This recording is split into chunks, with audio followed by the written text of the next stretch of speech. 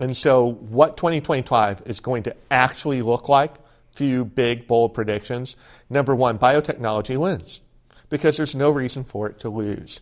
And at the end of the day, people can see hunger, people can see water scarcity, and the countries where it matters the most, like in China, like in India, these are the places where it's simply going to happen. And when you have your consumer making a decision, everything else kind of follows, right? I mean, if Europe were the dominant growth market, I'd have a different answer for you. But with China being the dominant growth market, I think it's a done deal. It's a matter of time. We also have a globalization of trade. There's too many trade deals on the table not to have several of them get done. Now, what do they look like? Not quite sure.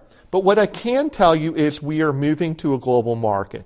Third, we're moving to a value-added market. Now, this is a function of just simple logistics. When you open the Panama Canal to as many TEUs, which is a simple term, it's just basically this 20-foot container. How many of them can you stack up on a ship? Okay? When you have that many containers who can go in through the canal at one time, all of a sudden, you've got all these goods coming into the U.S. in all these containers. What are you putting on back to China? So they're cheap.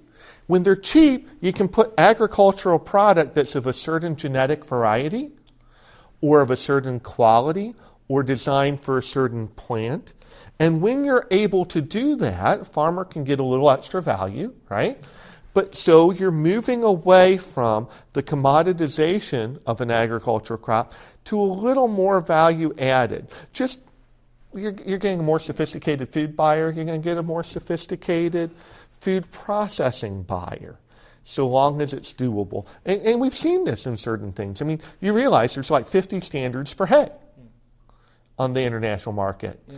There's only a half dozen for corn. That's going to change.